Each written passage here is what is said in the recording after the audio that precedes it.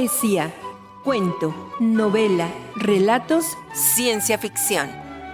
RTQ Radio presenta El Librero, lo mejor de la literatura queretana, nacional e internacional. Comenzamos.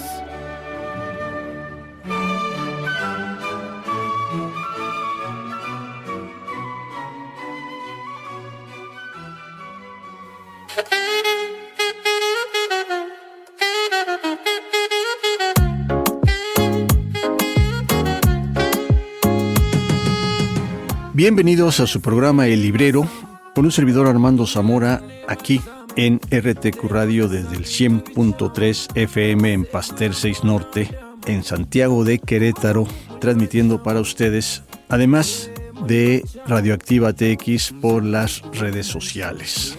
Hoy vamos a dedicarle el programa a un libro muy especial que, no se va a agotar porque está elaborado por un escritor que ahora es tan importante que ahora hay premios con su nombre. Me refiero a Ryszard Kapuscinski, que espero pronunciarlo bien. Y vamos a escuchar su primera cápsula sobre parte de la trayectoria de este escritor, Ryszard Kapuscinski.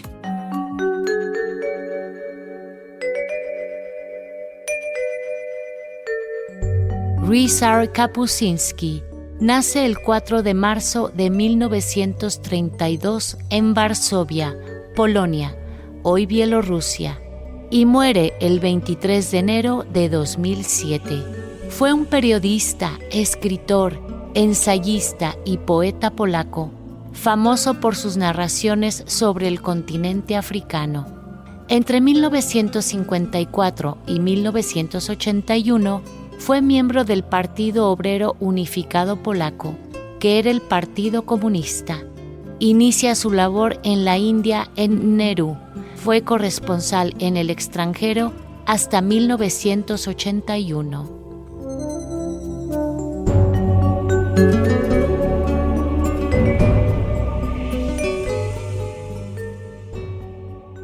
El libro que sorprende se llama Ébano. Esto es muy interesante porque a veces uno dice monografía de Canadá. Dice uno, vamos a hablar de los celtas. Pero esta palabra tan especial que tiene todo, decía el maestro Arturo Azuela, que el colocarle título a un libro es muy complicado, pero además, en cuanto al título, pues es el que nos va a acercar, es como la primera intención, el enamoramiento, la atracción que puede hacer que nos animemos a leer un libro o no. Y esta, de la editorial de Crónicas, de una editorial muy interesante que se llama Anagrama, le titula Ébano. Y pues voy a empezar con las sugerencias que nos hace Ryszard Kapuscinski. Esta no va a ser una novela, sino es una descripción. Y dice, además, el pasar el día en la calle permite participar en la vida social. Las mujeres no paran de hablar entre ellas, gritan, gesticulan y acaban riéndose. Apostadas junto a una olla o palangana tienen, además, un perfecto punto de observación. Pueden contemplar a los vecinos, a los peatones, la calle, escuchar conversaciones y riñas, seguir el curso de los acontecimientos. La persona está todo el día en medio de la calle, del bullicio, al aire libre. Recorre esas calles un Ford de color rojo con un altavoz en el techo. Una voz ronca y firme exhorta a la gente a que acuda a un mitin. Será punto fuerte del mitin la presencia de Kwame Nkrumah, Osagyefo, el primer ministro, el líder de Ghana, el líder de África, de todos los pueblos oprimidos. Las fotografías de Nkrumah están por todas partes, en los periódicos todos los días, en las carteles, en las banderolas y en las faldas de percal de las mujeres que les llegan hasta los pies. Muestran el rostro decidido de un hombre de mediana edad, ya sonriente, ya serio, pero invariablemente en una toma que debe sugerir que el líder mira hacia el futuro. Nkrumah es el Salvador, me dice un joven maestro, Joe Jambo. con voz llena de admiración. ¿Has oído cómo habla? Como el profeta. Pues sí, lo he oído. Acudió a un mitin que se celebraba en el estadio de la ciudad y con él los ministros, hombres, jóvenes y enérgicos, que daban la impresión de pasárselo muy bien, de los que siempre parecen contentos y divertidos. El acontecimiento había empezado con unos sacerdotes botellas de ginebra en vano, con las que rociaban la tribuna. Se trataba de una ofrenda a los espíritus, de ponerse en contacto con ellos, de pedirles comprensión y benevolencia. En un mitin de estas características hay, cómo no, personas adultas, pero sobre todo un montón de niños, desde los de pecho cuyas madres los llevan a la espalda, pasando por los que apenas gatean, hasta los de la edad de la guardería y el colegio. A los pequeños los cuidan los mayores, y a estos los más grandes todavía. Esta jerarquía de la edad se observa a rajatabla y la obediencia es absoluta. El niño de 4 años tiene un poder absoluto sobre el de 2, y el de 6 sobre el de 4. Así, siempre son los niños los que se cuidan de otros niños, los más grandes de los más pequeños. De modo que los adultos pueden dedicarse a sus propios asuntos, como por ejemplo, a escuchar a Nurumá en toda atención. Aquí imagínense ustedes todo esto que comencé con las mujeres apostadas en una olla, una palangana. Se ha vuelto ya todo, hasta creo que va a ser patrimonio de la humanidad.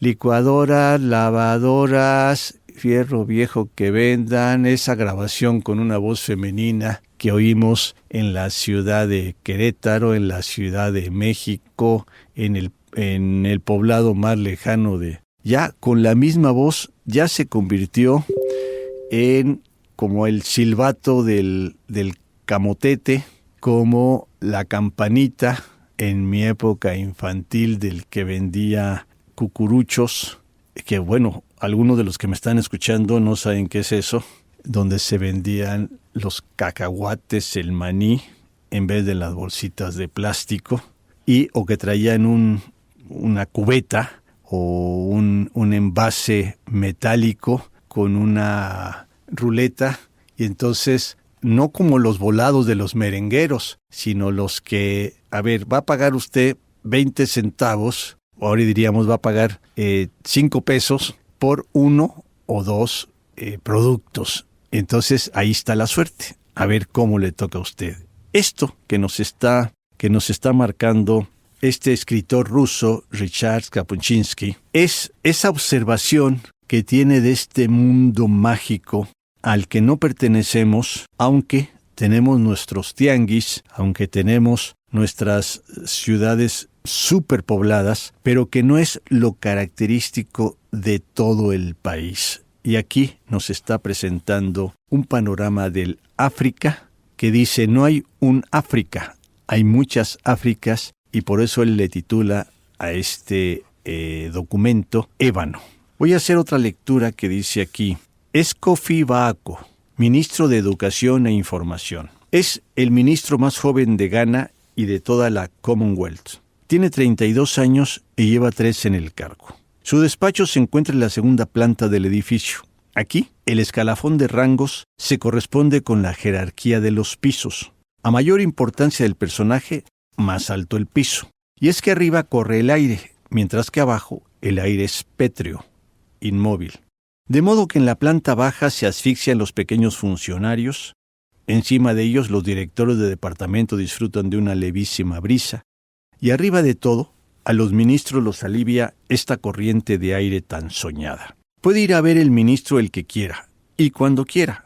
Si alguien tiene un asunto que solucionar, viene a Accra, averigua dónde trabaja el ministro, pongamos por caso de agricultura. Va hasta allí, descorre la cortina, se sienta delante del funcionario y le expone el motivo de su preocupación.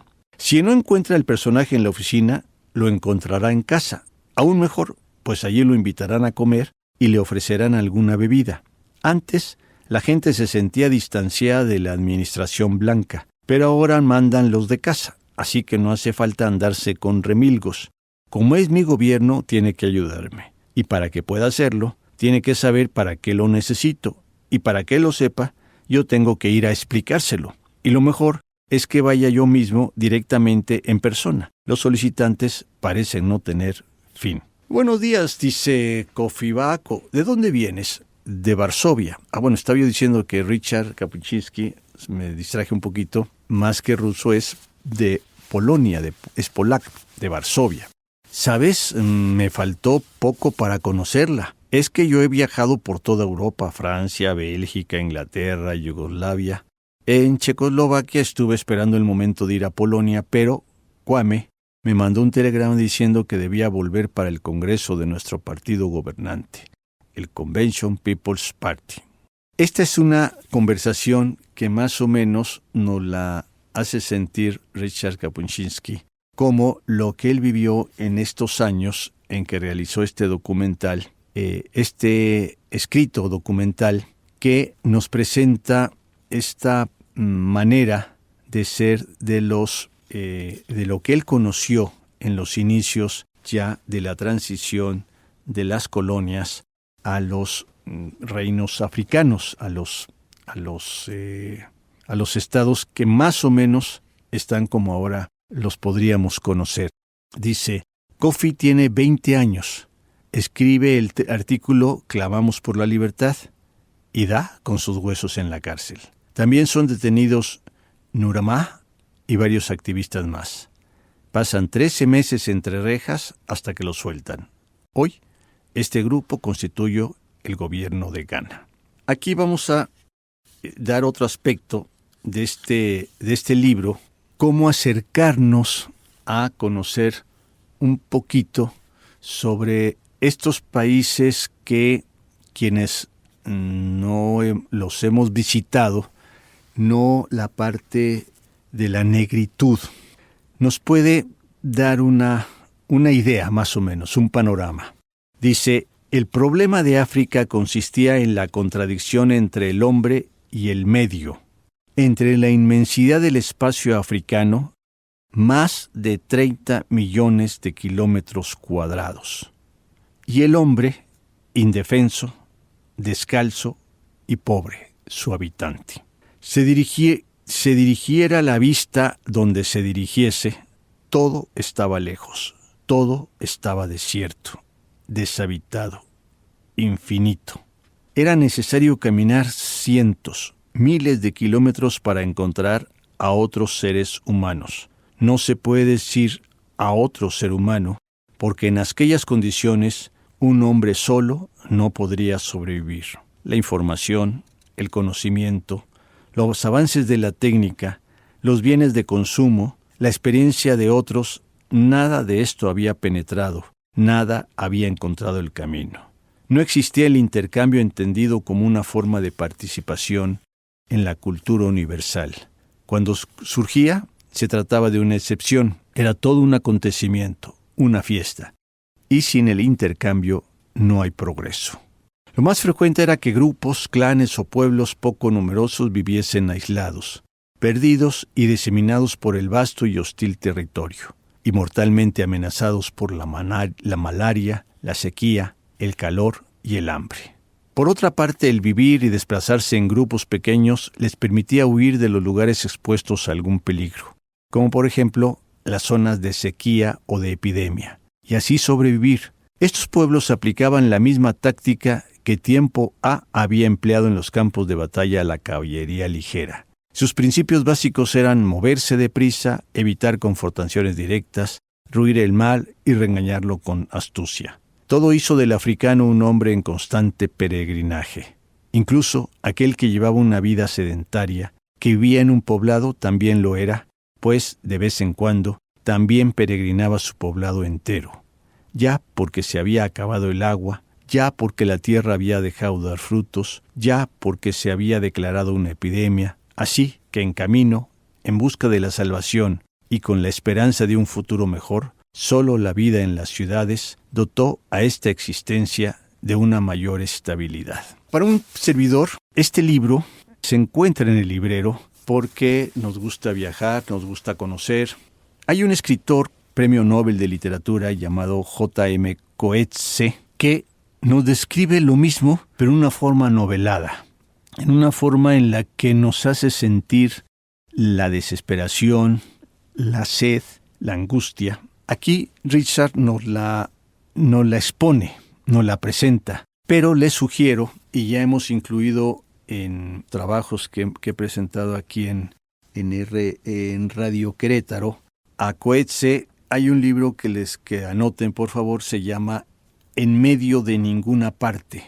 Y tiene otros que este es muy significativo, muy así, muy claro, pero también tiene otro que se llama Infancia, otro que se llama Juventud, y casi todos los libros de Coetzee tienen la virtud de ser breves, pero altamente profundos, que lo que aquí nos escribe con maestría también Ryszard Kapuscinski, de hacernos sentir esa necesidad de movimiento por la escasez de agua, de alimentos, etc. Ahora tal vez si viajáramos a África en este momento, pues veríamos unas ciudades monumentales, pero el campo sigue siendo como lo describe Ryszard Kapuscinski y otras características que vamos a ir mostrando aquí en el librero.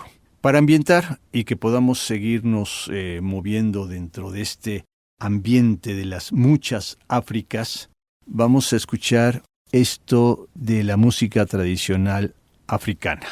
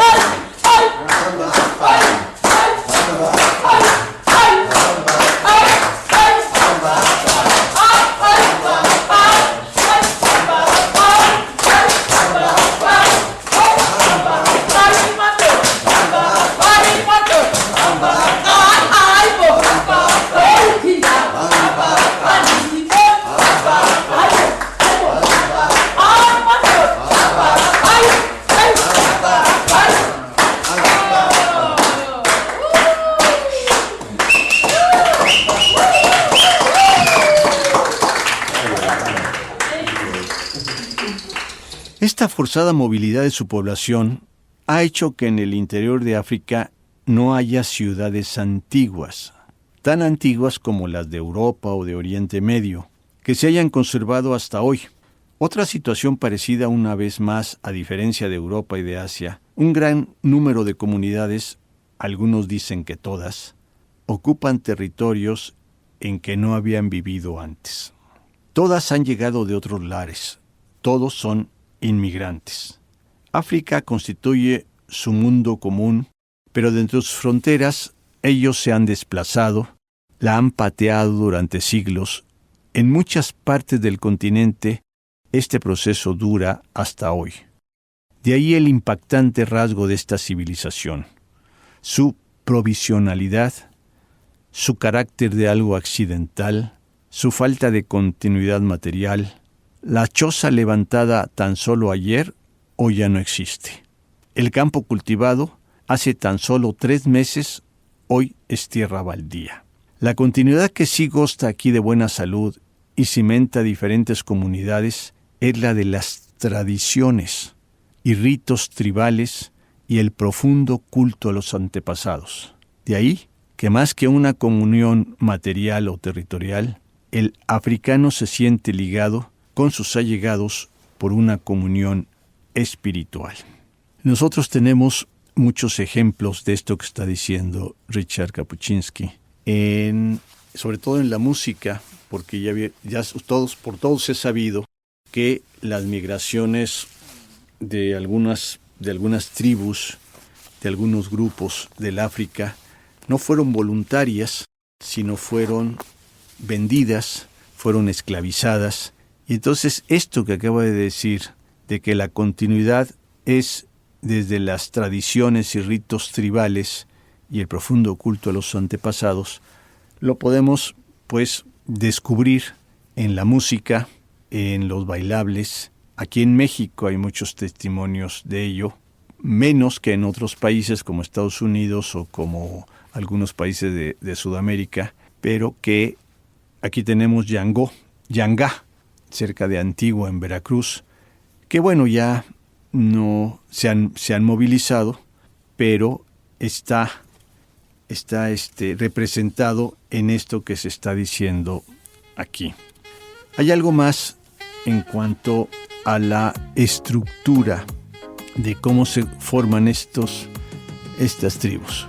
Entonces dejamos esto de la estructura para la segunda parte. Vamos a corte de estación y regresamos.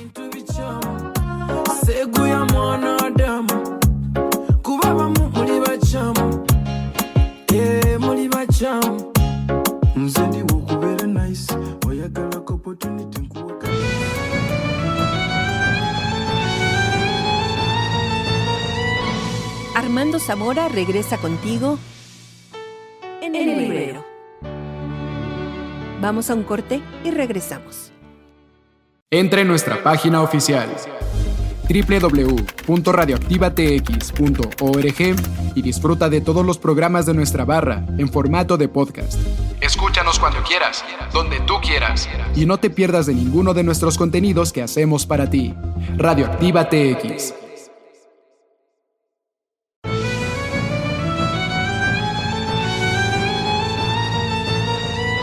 Sigue con nosotros en el librero.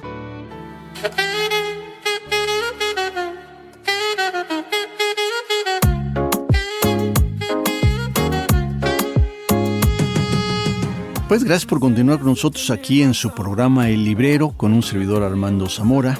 En esta ocasión presentando un libro muy particular que más que novela o cuento, poesía, dentro del librero hemos encontrado este ensayo que es un documento sobre una manera de que se ha descubierto un gran continente al que conocemos como África, pero que Richard Kapuscinski le tituló Ébano.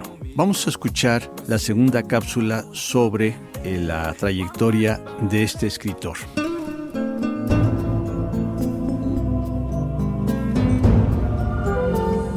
Ryszard Kapuscinski viajó por los países en vías de desarrollo y reportó guerras, golpes de Estado y revoluciones en Asia, Europa y las Américas, incluyendo la guerra del fútbol.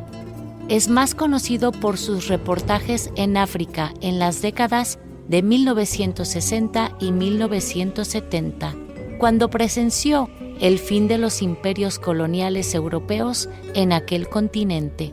Kapuscinski recibió varios premios y distinciones, entre ellos Premio Príncipe de Asturias de Comunicación y Humanidades 2003, Doctor honoris causa por la Universidad de Cracovia, Universidad de Ganzak, Universidad de Silesia en Katowice, Universidad de Wrocław, Universidad de Barcelona y la Universidad Ramón Llull. Premio Literario Elsa Morante, 2005, y miembro de la Academia Europea de Ciencias y Artes. A comienzos de 2007, Ryszard Kapuscinski falleció a causa de un paro cardíaco, poco después de haber sido operado de un cáncer.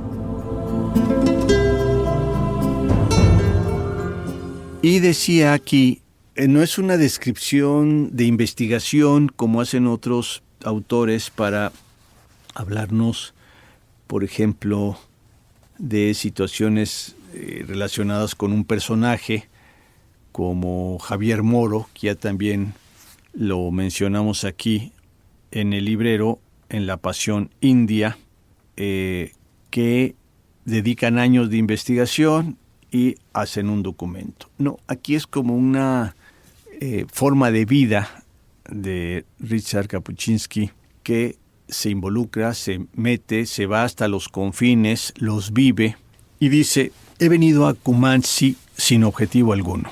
Por lo general, se cree que tener un objetivo marcado es algo bueno, que la persona sabe lo que quiere y que lo persigue. Por otra parte, sin embargo, tal situación le impone unas anteojeras, como la de los caballos. Ve única y exclusivamente a su objetivo y nada más. Y ocurre, por el contrario, que lo que está más allá de lo que se sale del límite impuesto en amplitud y profundidad puede resultar mucho más interesante e importante. A fin de cuentas, entrar en un mundo diferente significa penetrar en un misterio. Y ese misterio puede guardar muchos laberintos y recovecos, tantos enigmas e incógnitas. Kumasi, envuelta en hierba y flores, está situada sobre suaves colinas. Es como un gran jardín botánico donde se ha permitido que se establezcan los humanos. Aquí todo parece bien dispuesto hacia el hombre. El clima, la naturaleza, la gente.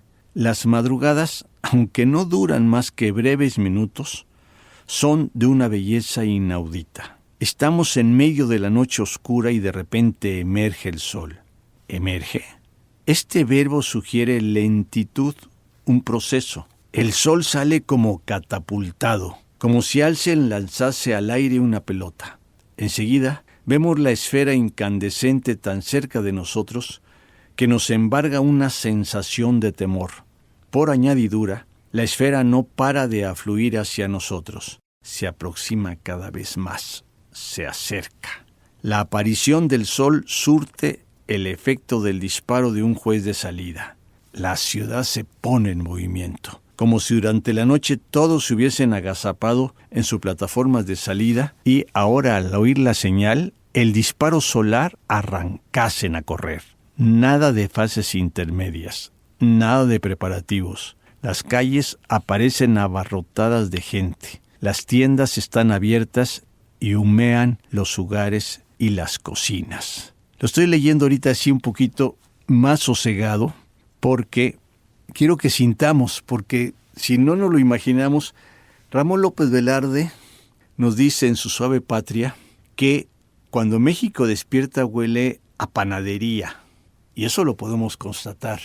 A veces el mediodía huele a tortillería, o sea, como que las horas del día las podemos en México enmarcar por sus olores. Aquí, esto que acabo de leer, me parece que es como ese sobresalto. Dice, no va saliendo tranquilamente. Todos hemos visto un amanecer aquí en México que va así despacito, despacito. Bueno, no tan despacito, pero nos está... los invito a que vayan un día ahí cerca del Doctor, en San Joaquín, aquí en Querétaro. Hay una amiga que tiene una huerta donde está el barranco, está la mina enfrente, y el amanecer dura minutos, fragmentos de minutos, donde vemos cómo va surgiendo el sol. Pero acá como nos lo pone este autor, Kapuscinski, pues de pronto no es un proceso lento, sino es una inmediatez. Imagínense esa plaza ya, esas calles ya llenas, no que nos están trasladando de un lado para la oficina, para el... No, todo ya está cubiertísimo.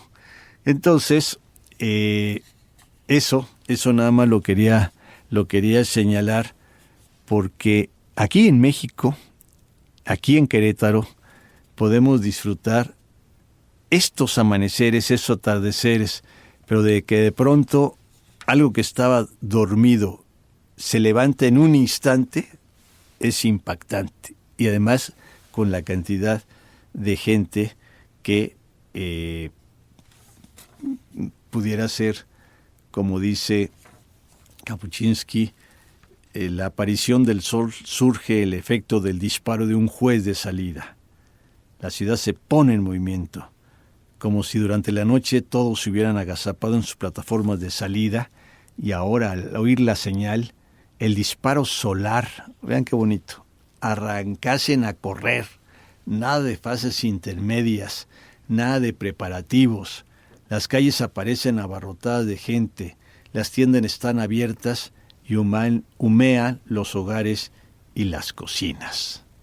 Bueno, él hace una comparación con una ciudad más grande que dice: sin embargo, el trasiego de Kumasi es distinto al de Accra. El de Kumasi es local, regional, parece encerrado en sí mismo. La ciudad es la capital del reino de Ashanti, que constituye una parte de Ghana, y guarda celosamente su otredad, sus vivas y variopintas tradiciones. Aquí se pueden encontrar por la calle jefes de clanes o ver ritos que se remontan a tiempos inmemorables. También está vivo, exuberante en esta cultura, el mundo de la magia, la brujería y el conjuro. El comercio de esclavos africanos, que se prolongó durante 300 años, fue la fase más brutal y abyecta de aquella conquista. 300 años de batidas, redadas, persecuciones y emboscadas que organizaban los blancos a menudo con ayuda de compinches africanos y árabes, en condiciones infrahumanas, hacinados en las bodegas de los barcos. Millones de africanos fueron transportados al otro lado del Atlántico para que allí, con el sudor de sus frentes, construyeran la riqueza y el poderío del Nuevo Mundo.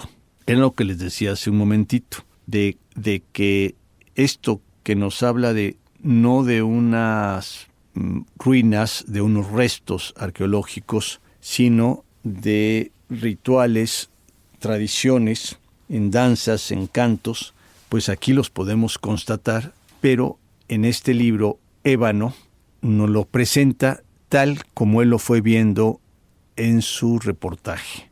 Perseguida e indefensa, África fue saqueada de sus gentes, arruinada y destruida.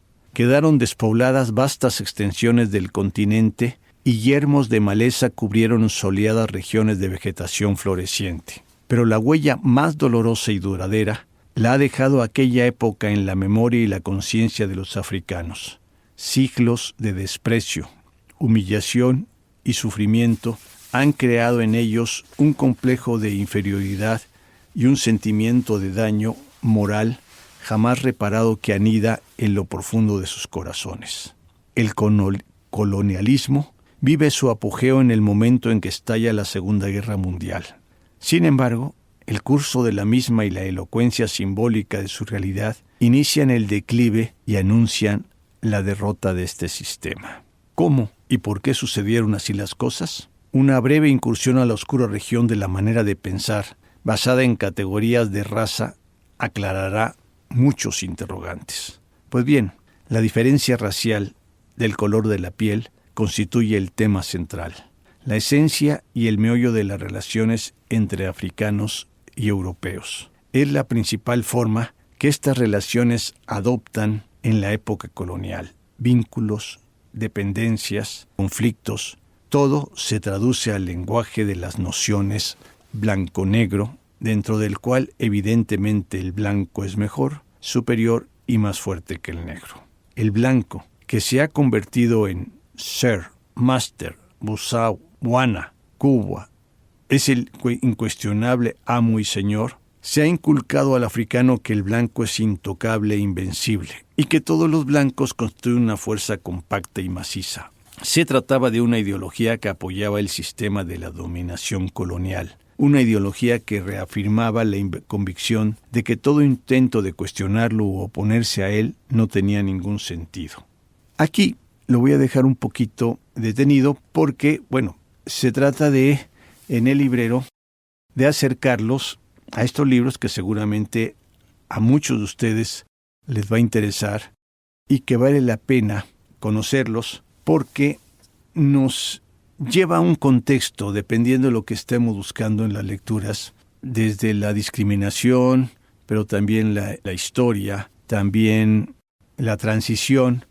En este momento, por ejemplo, recuerdo dentro de la biografía de Mohandas Karamchand Gandhi, mejor conocido como Mahatma Gandhi, cuando él nace dentro de la cultura inglesa, porque él no se consideraba indio cuando nació, sino inglés, y se va a estudiar a Inglaterra, y ahí comienza a sufrir la diferencia, y después todavía donde se fortalece es exactamente en África, donde él va a ofrecer sus servicios de abogacía y descubre esa gran brecha entre un color, entre otras cosas. Y entonces esto es lo que también en parte de este ensayo nos comienza a mostrar Richard Kapuscinski. Por ejemplo, dice: la de las colonias francesas de momento lanzan demandas limitadas. Todavía no hablan de libertad. Solo quieren convertir a todos los habitantes de la colonia en ciudadanos de Francia. París rechaza la demanda. Con matices será ciudadano francés solo aquel que sea educado en el marco de la cultura francesa, que se eleve hasta el nivel de la misma, el llamado évolué. Pero estos évolués serán excepciones. Las de las colonias británicas se muestran más radicales. Para ellas, la inspiración, el impulso y el programa radican en las valientes visiones de futuro que diseñaran los intelectuales afroamericanos descendientes de los esclavos en la segunda mitad del siglo XIX y en la primera del siglo XX. Estos habían formulado una doctrina que llamaban panafricanismo. Sus principales creadoras eran el activista Alexander Cromwell, el escritor Webb Dubois y el periodista Marcus Garvey, este último de Jamaica. Diferían en sus concepciones, pero estaban de acuerdo en dos cosas: que todos los negros del mundo, de Sudamérica y de África, pertenecían a una misma raza y cultura y que deberían estar orgullosos del color de la piel. Y que toda África debía ser independiente y unida. Su lema rezaba: África para los africanos. En el tercer punto del programa, igualmente importante, Webb Dubois era de la opinión de que los negros debían quedarse en los países donde vivían, mientras que Garvey opinaba que todos los negros, estuviesen donde estuviesen, debían regresar a África. Durante un tiempo incluso se dedicó a vender una fotografía de Haile Selassie, sosteniendo que era un visado de vuelta. Murió en 1940 sin haber visto África. Vean, en este libro podemos encontrar argumentos, podemos encontrar descripciones, como la siguiente. Por ejemplo, el curso y la atmósfera de un encuentro tienen grande importancia para el futuro de las relaciones. Por eso, las gentes de aquí prestan mucha atención a la manera de saludar al visitante. Lo más importante desde el mismísimo principio, desde el primer segundo, hay que mostrarse viva y extraordinariamente contento y cordial. De modo que primero damos la mano, pero no de una manera formal, distante y mustia, sino todo lo contrario, tomando un gran y enérgico impulso, como si en lugar de estrecharle la mano al visitante, quisiésemos arrancarla. Bueno, para sentir esto, vamos a escuchar esta pausa musical de Masaka Kids African Dancing por Eddie Kenzo.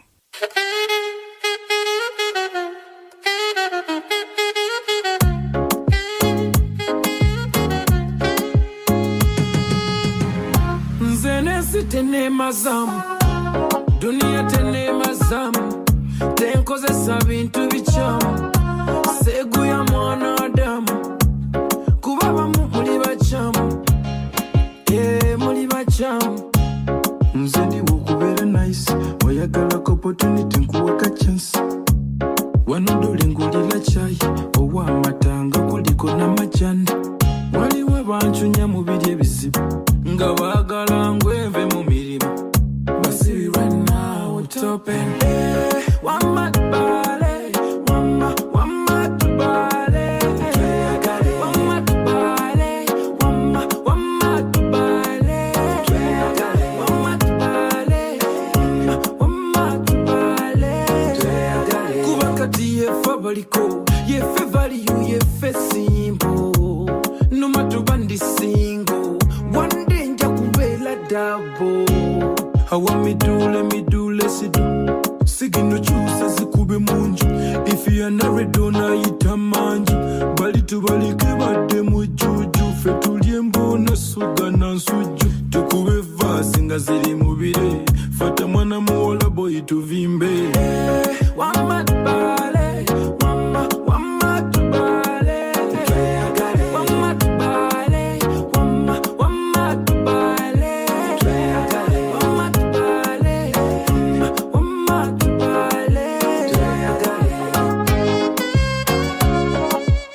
Mr. DJ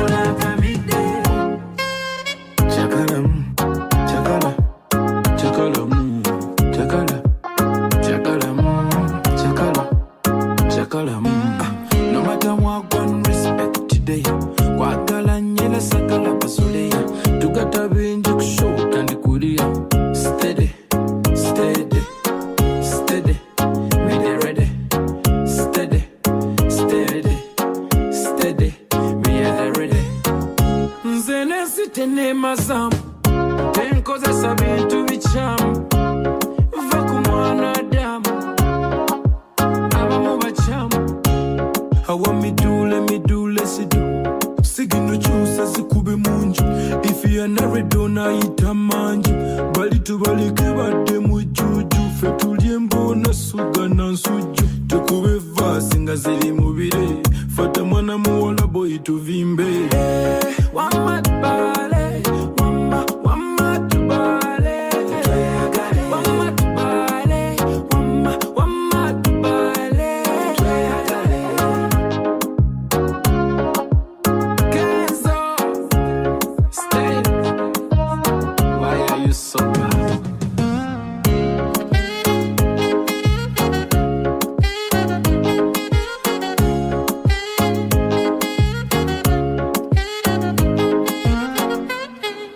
Aquí en México nos encantan los abrazos. Hay culturas en las que no se tocan. Nos sentimos muy a gusto cuando damos un beso en la mejilla, pero hay culturas que dan 2 y 3.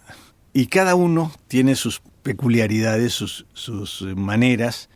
Aquí vamos a ver qué es lo que nos quiere decir Richard Kapuscinski cuando él descubre que un saludo con la mano, ¿qué puede suceder? Dice, pero no de una manera formal, distante y mustia, sino todo lo contrario, tomando un gran y enérgico impulso, como si en lugar de estrecharle la mano al visitante, quisiésemos arrancársela. Si a pesar de todo el visitante conserva su brazo intacto y en su lugar, tal cosa quiere decir que, conociendo el rito y las reglas del saludo, él también, por su parte, ha tomado un gran y enérgico impulso y dirige su mano veloz hacia la nuestra, no menos veloz. Ambas extremidades, cargadas de una energía enorme, se encuentran a medio camino y al chocar la una contra la otra con terrible ímpetu, reducen incluso a cero las dos fuerzas opuestas.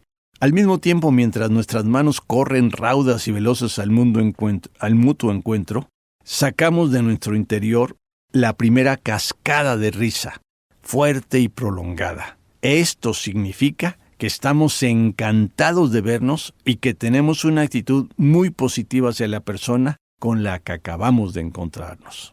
Ahora empieza la larga lista de preguntas y respuestas de rigor, tales como: ¿qué tal? ¿Estás bien de salud?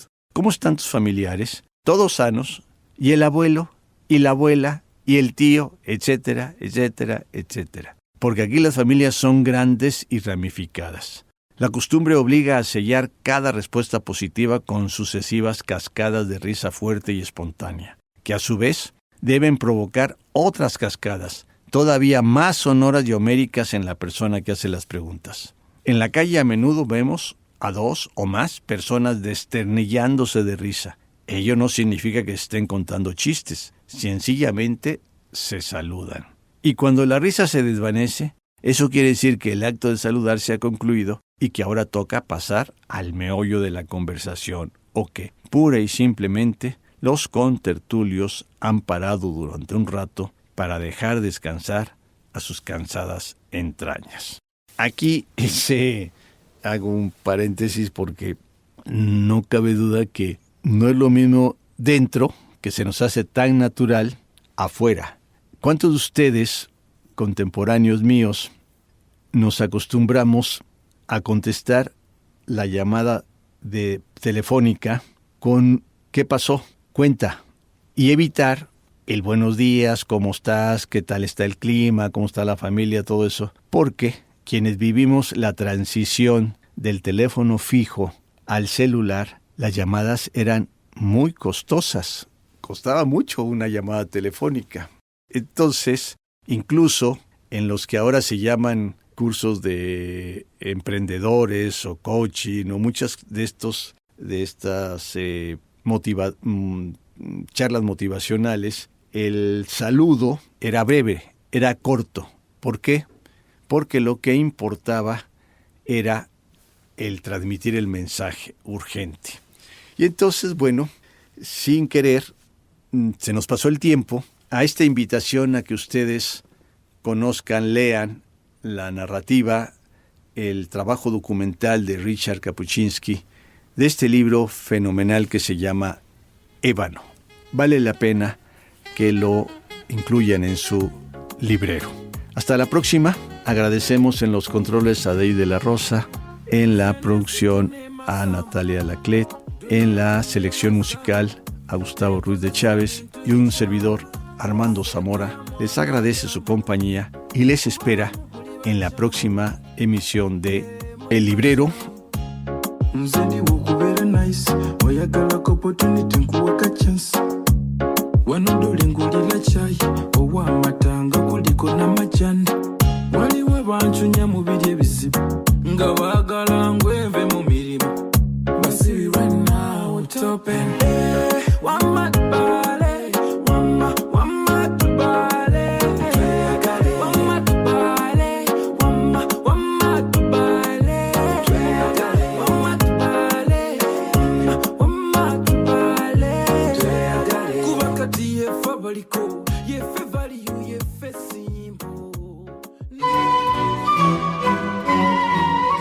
Poesía, cuento, novela, relatos, ciencia ficción. RTQ Radio presentó El Librero, lo mejor de la literatura queretana, nacional e internacional. Hasta la próxima.